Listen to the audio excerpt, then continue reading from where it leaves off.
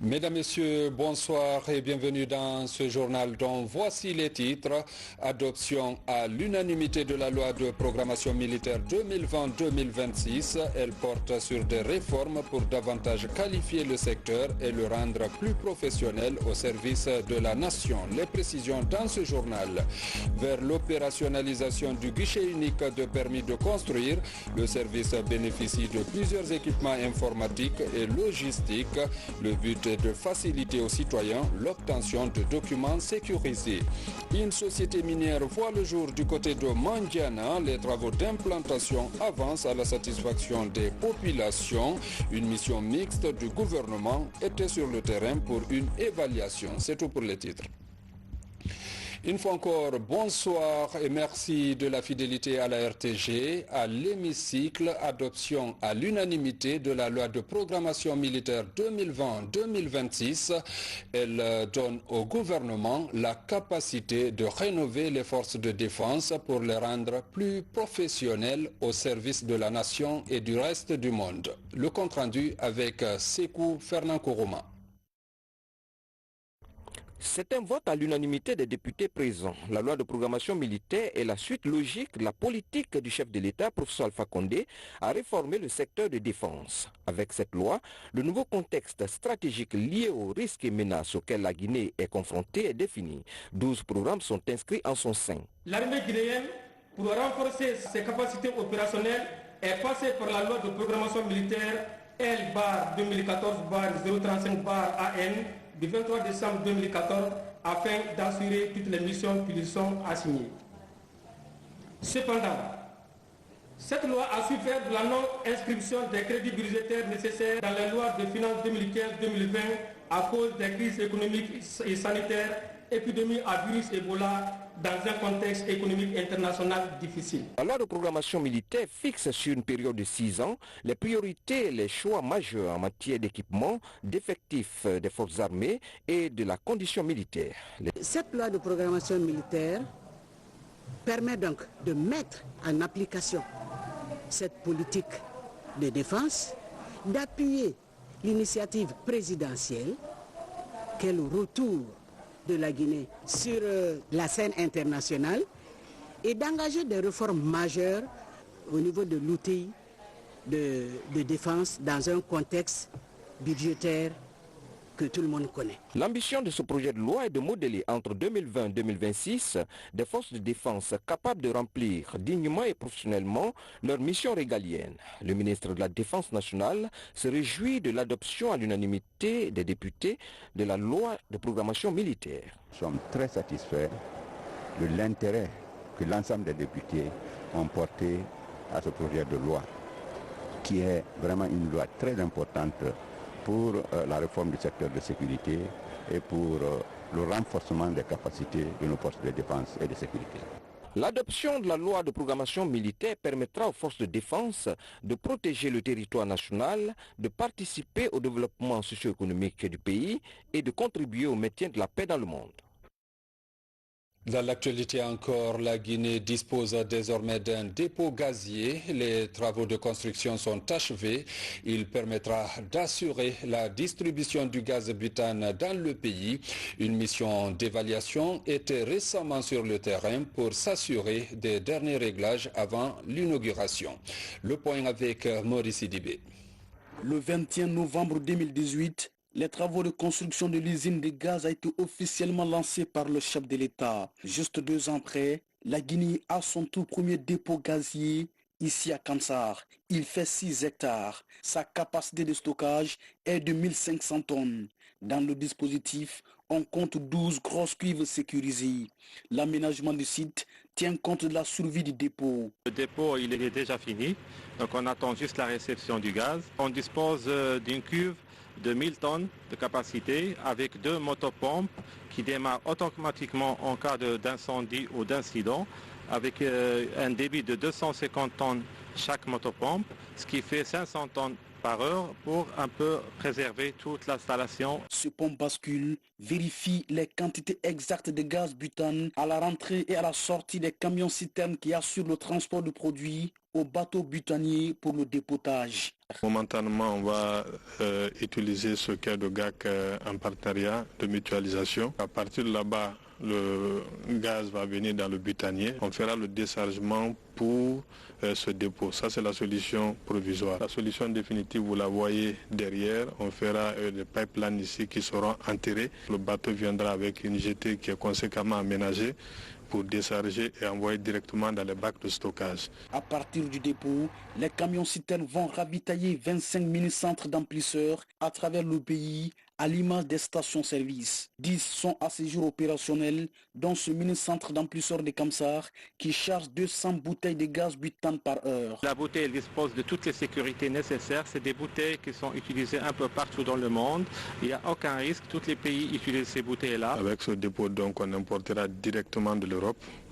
Et ceci permettra de garantir non seulement la disponibilité du produit, donc on aura le stock de gaz en permanence, mais au-delà, on aura le gaz à bon prix. Cette usine gazière, dénommée Guinée Gaz, fait partie d'un groupe mauritanien, SKI.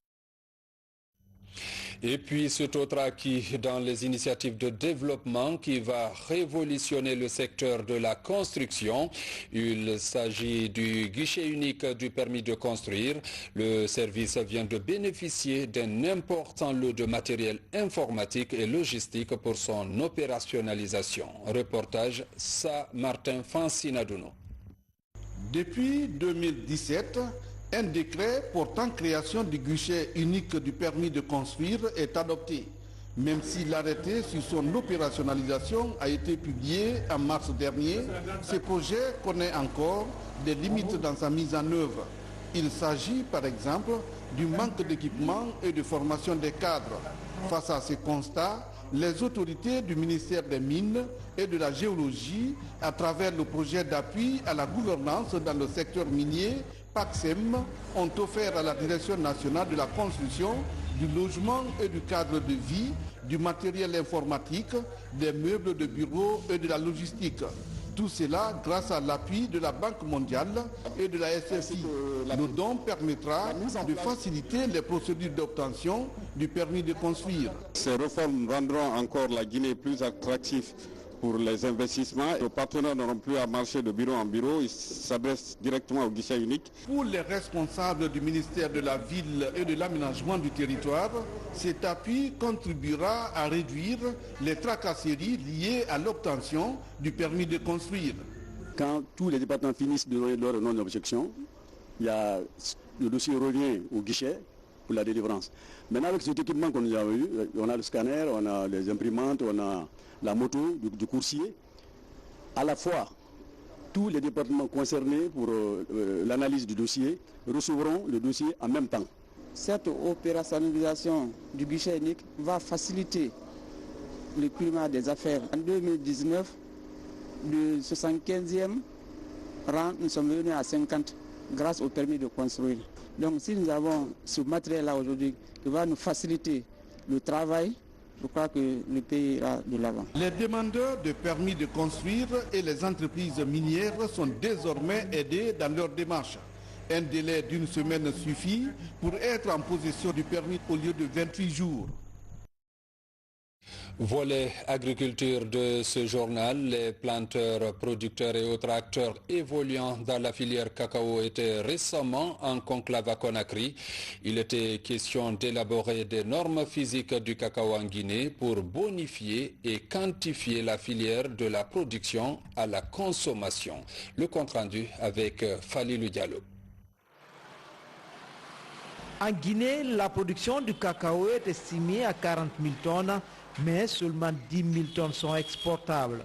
D'où cette rencontre d'élaboration des normes physiques du cacao pour améliorer la qualité du produit de la production à la commercialisation. Je voudrais bien le signaler que l'objectif principe global du plan stratégique de la GIPEX, qui résulte de la stratégie nationale des exportations, est d'augmenter à 50% le volume des exportations guinéennes non minières.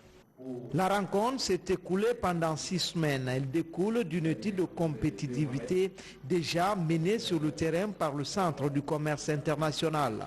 Le tout pour mesurer les opportunités offertes dans cette filière.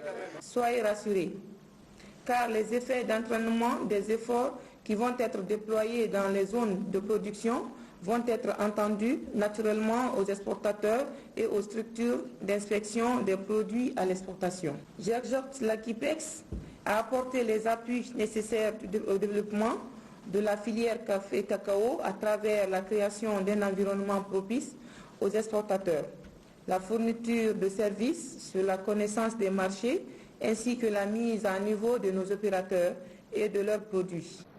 Ainsi, 6 normes physiques du cacao seront désormais appliquées dans la chaîne de valeur de la cacaoculture en Guinée. Des normes qui pourraient améliorer les pratiques agricoles en vue de le rendre plus compétitif sur le marché mondial. Direction Kankan et plus précisément dans le village Banfele. Là-bas, vous allez le voir, une femme émerveille le monde rural. Adja Mariama Sissé a réussi à mettre en valeur 35 hectares de plaine, des efforts qu'elle compte amplifier avec le soutien des bonnes volontés. Aboubakar Diaby. Cette plaine risicole, aménagée et ensemencée en riz qui s'étend sur 35 hectares, est déjà prête à être moissonnée. Ce domaine est situé à Banfele, dans la sous-préfecture de Mourbaya, relevant de la préfecture de Kankan. Cette immense verdure du champ de riz est l'œuvre d'une femme entrepreneuse agricole nommée Khadja Mariam Sissé. Depuis des années, elle concurrence sans relâche avec des hommes paysans du pays. Apporter sa contribution à la sécurité alimentaire en Guinée est son ambition.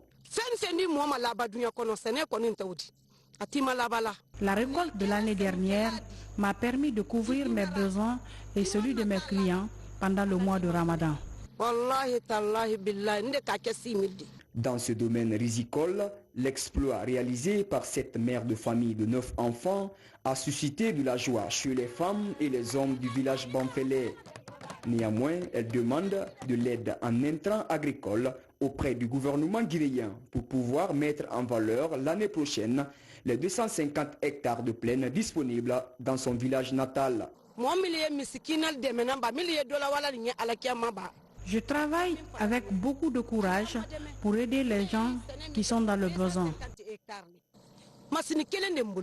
À travers ce coup d'essai, Khadja Mariam Sissé vise un seul objectif: participer à la promotion de l'entrepreneuriat féminin dans le domaine agricole en Guinée, comme le souhaite le président de la République, professeur Alpha Condé. Je vous l'annonçais aussi dans les titres, dans la préfecture de Mandiana, une nouvelle société minière est en train de s'installer dans la petite localité de Loïla-Koro. La société minière de Mandiana est l'un des fruits de la coopération entre la Guinée et le Maroc. Une mission gouvernementale était récemment sur le terrain pour faire l'état des lieux de la mise en œuvre de ce grand projet. Reportage Fodé Bangali Fofana. À Mandiana et ses environs, une nouvelle zone de développement est en train de se mettre en place. Une première société industrielle, appelée Société minière de Mandiana, est en train de s'installer dans cette préfecture riche en or. C'est une équipe multidisciplinaire venue de différents départements ministériels, les mines et géologie, le budget et l'énergie, est sur le terrain pour faire l'état des lieux de la mise en œuvre de cette nouvelle société minière. Les différentes étapes dans la réalisation de ce grand projet sont entre autres un barrage d'eau brute, une première mine appelée la fosse de Koulenkou et l'usine de traitement de l'or.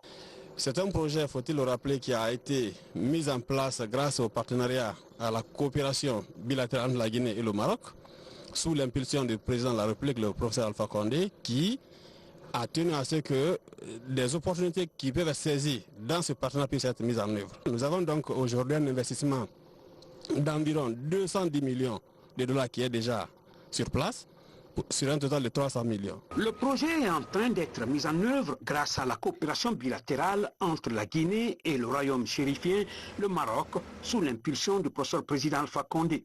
Dans la mise en œuvre de ce grand projet, le ministère du Budget a fait beaucoup de concessions fiscales, des concessions qui ont été cadrées à tous les niveaux. Les exonérations concédées, c'est tout juste pour permettre à l'investissement d'être réalisé. Et après cette période d'exonération, c'est l'État qui va rentrer dans ses droits. Lorsque les concessions fiscales sont accordées pour des projets de cette envergure, il faut bien que le commun des Guinéens comprenne que c'est pour permettre d'accompagner le projet, pas l'investisseur, mais le projet. Lorsque vous voyez ce que ça représente, lorsque vous prenez le modèle financier présenté dans le cadre d'une négociation minière, il faut tout faire pour que le projet soit bancable, pour qu'il puisse avoir l'assentiment des bailleurs de fonds, des partenaires qui peuvent accompagner ce projet. Et pour ce faire, il faut que le taux de rentabilité du projet soit appréciable. Lorsque les premiers lingots d'or vont être exportés, beaucoup d'argent va être payé au titre des royalties à l'exportation. Beaucoup d'argent va être payé au titre de l'impôt sur les sociétés. Les dividendes, l'État étant actionnaire à 15%, les dividendes vont être payés à l'État, sans oublier les autres impôts dus sur les salaires, les revenus non salariaux, etc. À côté de cela, les populations. Je ne suis pas ici aujourd'hui en tant que fils ressortissant de Mandiana, mais plutôt en tant que celui qui doit veiller sur l'arsenal de concessions que l'État a dû offrir à ce projet pour permettre un investissement meilleur. L'État a accordé des exonérations et des suspensions de droits selon les cas aux importations devant entrer dans l'exécution de ce projet. Donc, mais la condition d'acceptation de ces exonérations et suspensions de droits est liée au fait que ces importations doivent figurer dans un cahier de charge. Grâce à la volonté des deux parties, les partenaires et le gouvernement guinéen qui a consenti beaucoup d'efforts pour que ce projet voie le jour, les engagements sont en train d'être tenus. La Guinée célèbre demain 20 décembre la journée internationale de la solidarité humaine. Une caravane est prévue à cet effet. Elle mettra l'occasion à profit pour donner du sourire aux enfants qui sont dans le besoin à travers une distribution de vivres et jouets aux orphelinats de la capitale. C'est la ministre de l'Action sociale qui annonce ces couleurs. Le sujet est commenté par Mohamed De Camara. La célébration de cette journée vise à promouvoir davantage la solidarité des décideurs et des communautés en faveur des couches défavorisées. En Guinée, des efforts louables ont été menés par le gouvernement en vue de réduire considérablement l'écart entre les couches vulnérables et les nantis. Cette occasion m'offre l'opportunité de témoigner ma reconnaissance et celle des personnes vulnérables de Guinée.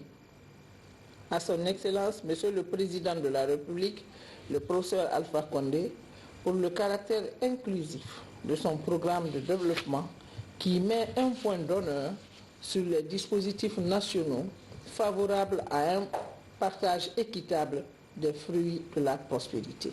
Cette année, la célébration de cette journée se déroule dans le contexte de la pandémie du Covid-19. Une situation qui a rendu davantage vulnérables les personnes à risque. Les enfants en situation de placement en institution d'accueil se sont vus privés en grande partie de la solidarité des structures et des bonnes volontés qui leur apportaient le soutien au quotidien. Nous profitons de cette journée internationale de solidarité humaine pour agrémenter la vie des enfants au niveau des orphelinats en leur offrant des vivres et des présents socio-éducatifs à travers une caravane dénommée « Donnons du sourire aux enfants qui sont dans le besoin ». Je voudrais saluer l'implication personnelle de son Excellence Madame la Première Dame de la République pour ses actions en faveur de la réussite de cette importante journée. Depuis 2005, l'Assemblée générale des Nations unies dédie le 20 décembre de chaque année à la cause des couches vulnérables. Autonomisation des femmes, les projets lancés par le gouvernement en faveur de cette couche est en phase d'évaluation. La ministre Awa Beavogui compte réglementer la gestion dans le secteur. La première étape de cette tournée a porté sur les CAF de la capitale. L'idée vise à pérenniser les acquis. Reportage Tiene Yansani. La promotion des femmes à travers l'appui aux activités génératrices de revenus figure parmi les grandes priorités du chef de l'État.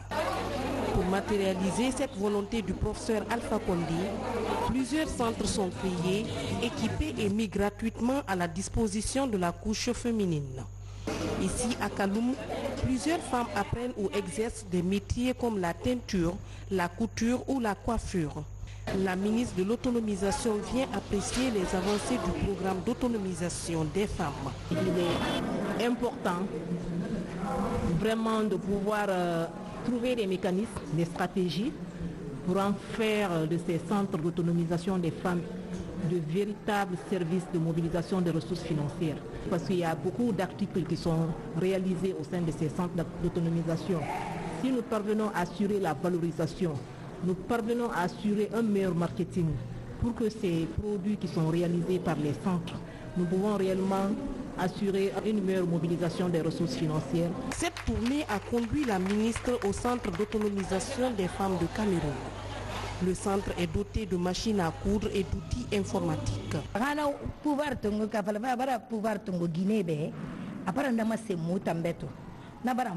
Nous sommes très satisfaites du professeur Alpha Condé qui a donné la priorité aux femmes en nous dotant des CAF dans tout le pays pour suivre des formations gratuites.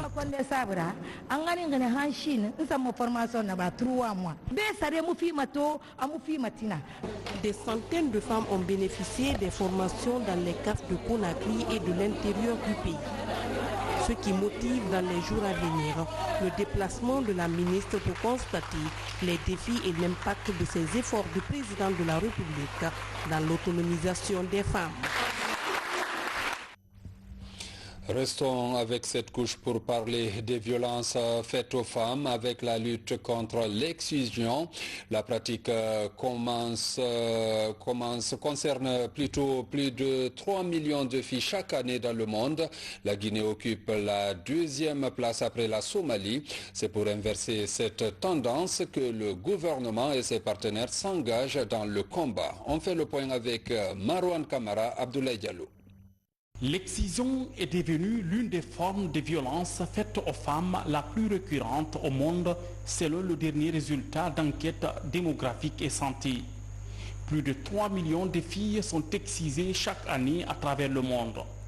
Pour éradiquer cette pratique néfaste en Guinée, le gouvernement et ses partenaires comme ILFA Focus Guinée, la GIZ et l'Union européenne font front commun en vue de freiner ce fléau. Nous voulons que les gens changent de mentalité et que, pas seulement dans la tête, mais que l'on sente cela dans le bien-être des enfants, des femmes, qu'il y ait un abandon de la pratique des MG. Et nous pensons que si nous arrivons à augmenter de 6% la proportion des personnes, notamment des filles et des garçons, qui disent non, nous ne sommes plus en faveur de la pratique des mutilations génitales féminines, nous serons très contents. Pour lutter contre cette autre forme de violence faite aux femmes en Guinée, les partenaires sollicitent la contribution des uns et des autres afin d'éradiquer systématiquement cette pratique qui affecte la santé des femmes. C'est un projet qui va justement appuyer les dispositions de la santé reproductive, les dispositions de la protection même, du renforcement des capacités de tous les acteurs locaux. Et heureusement, nos inspecteurs régionaux sont très impliqués parce que, comme vous le savez, c'est dans nos communautés en général, dans nos communautés rurales en particulier, que la pratique des mutilations génitales féminines se fait. On se réjouit quand même que la tendance est à la baisse, mais toujours est-il que le taux de prévalence reste élevé. Très élevé d'ailleurs par rapport aux pays voisins, par rapport à d'autres pays. La Guinée vient en seconde position en termes de mutilation génitale féminine dans le monde. Cette détermination du gouvernement guinéen et ses partenaires pourrait contribuer à réduire les statistiques de cette pratique néfaste sur toute l'étendue du territoire national. Santé à présent, le programme de lutte contre le paludisme et Catholique Relief Service était face à la presse. Les deux structures ont présenté le bilan du projet d'appui du Fonds mondial à la lutte contre le paludisme, mais aussi les efforts consentis dans le cadre du renforcement du système de santé dans notre pays. Le point avec Ali Badrakonde. Sous la houlette du programme national de lutte contre le paludisme, et Catholique Relief Service se tient ce point de presse pour mieux édifier les hommes de médias sur les contours du projet d'appui du Fonds mondial à la lutte contre le paludisme et au renforcement du système de santé en Guinée. On veut arriver à terme d'avoir une Guinée sans paludisme, que le paludisme soit plus la maladie. On a quitté de 44% à 15%. Notre objectif, on le cible vraiment qu'en 2023, qu'on ait 7,5% de la population qui ait le paludisme et que ça baisse drastiquement. Ce deuxième cycle du nouveau modèle de financement du Fonds mondial pour le développement durable vise à lutter contre la pauvreté dans les pays démunis.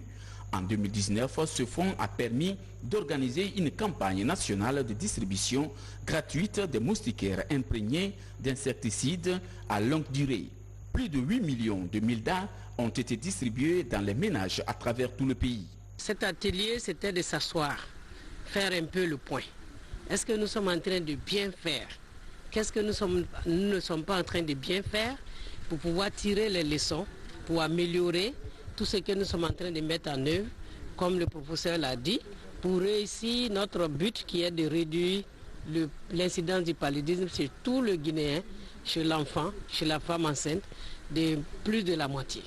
Parce qu'on était à 15%, on veut aller à 7,5%. Depuis 2004, le Fonds mondial appuie la Guinée dans la lutte contre le paludisme. Cette pathologie constitue la première cause de mortalité des enfants de moins de 5 ans, avec 45,30% des hospitalisations dans les formations sanitaires publiques du pays.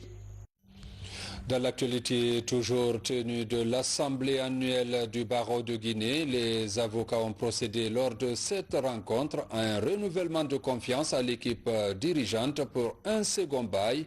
L'équipe de Maître Djibril Kouyaté et les autres membres du Conseil de l'ordre sont réélus par acclamation et à l'unanimité.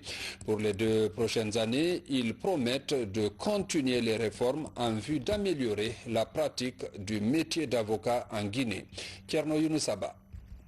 Au terme de 2 ans, le bâtonnier Djibril Kouyaté et les 19 membres du Conseil de l'ordre sont réélus pour un second mandat. Cette équipe a bénéficié de l'adhésion de l'ensemble des avocats ayant pris part à cette élection. Cette fois, l'équipe est reconduite sans concurrent. Une grande première au sein de la corporation. Merci pour la confiance. Merci pour le plaisir de savoir que nous avons été de bons serviteurs. Sachez que l'émotion nous étreint. Aussi, en retour, nous vous promettons que nous ferons de notre mieux pour être dignes de la foi et de la confiance que vous avez placée à nouveau en nous.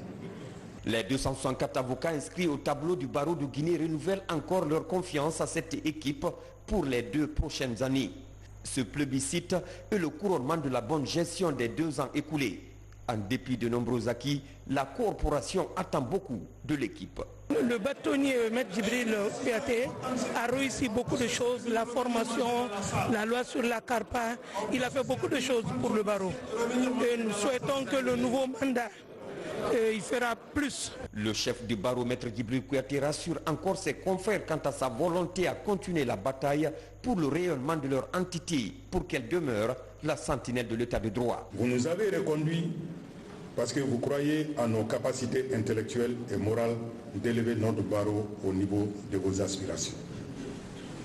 Nous vous donnons l'assurance que nous ne vous décevrons pas, parce que nous sommes conscients que ce renouvellement de confiance que vous nous accordez n'est pas un blanc-seing. Il est juste l'expression d'un sentiment d'espoir placé en nous, et trahir cet idéal serait pour nous exposer au pire réprobation morale. Pour ce mandat, le bâtonnier et le Conseil de l'ordre entendent œuvrer pour l'amélioration de la pratique professionnelle du métier en Guinée. Et pour être plus complet, je vous propose le reste de l'actualité sous forme de télégramme. Suivez.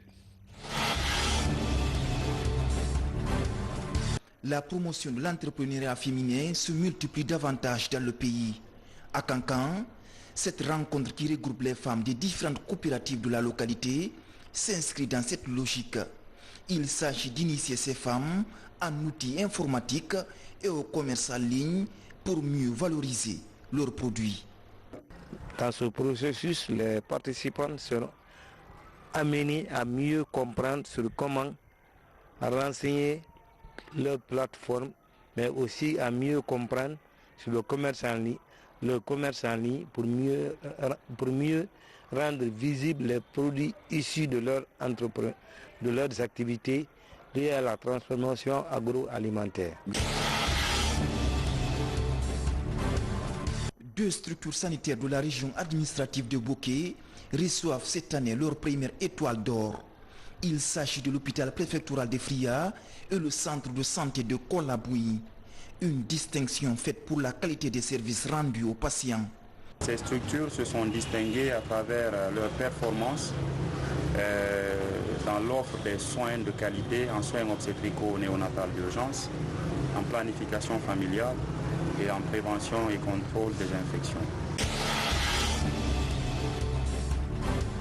À la mosquée Kébéa à Kolia, commune de Matam, c'est une lecture du Saint-Coran en faveur de la quiétude sociale dans le pays.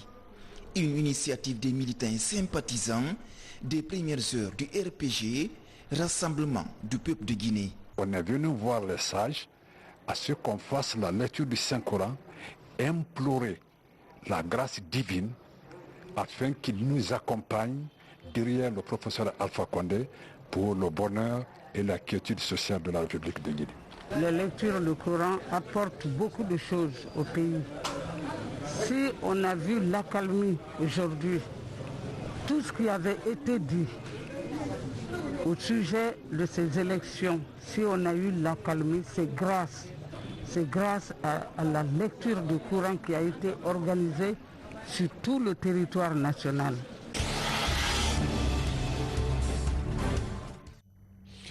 Mesdames, Messieurs, c'est la fin de ce journal. Merci à vous qui nous suivez du côté de Koundara, dans les quartiers Amdallah et Boussoura, comme partout ailleurs dans le monde. Bonne suite de programme sur la RTG.